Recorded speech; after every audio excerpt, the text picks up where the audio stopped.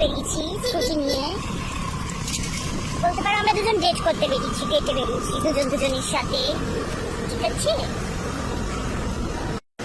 এই দেখো সামনে হনুমান, হনুমানটাকে আমরা যাচ্ছি, হনুমান আমাদের পেছন করেছিল, ভিডিও করতে পারিনি। কিচ্ছু হবে না, চলো, কিচ্ছু হবে না, কি হবে। হনুমানজি জয় বজরঙ্গ বলি, জয় শ্রীরাম। কোথায় গেল? High high tata. জায়গাটা দেখো গাইস, এখানে একটা ঘটনা ঘটেছিল। আমি যখন বিয়ে করে আসি,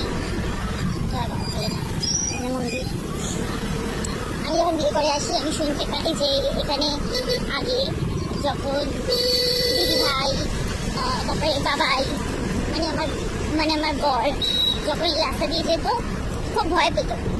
আমি জিজ্ঞেস করতাম কেন, কি হয়েছে, তখন বলতো এখানে নাকি ভুতুরে বাড়ি আছে একটা।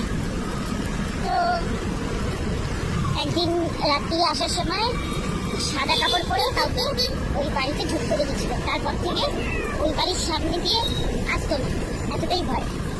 এখন থেকে আমি যে কথাগুলো বললাম এগুলো পুরো ঢপ দিলাম, ঠিক আছে।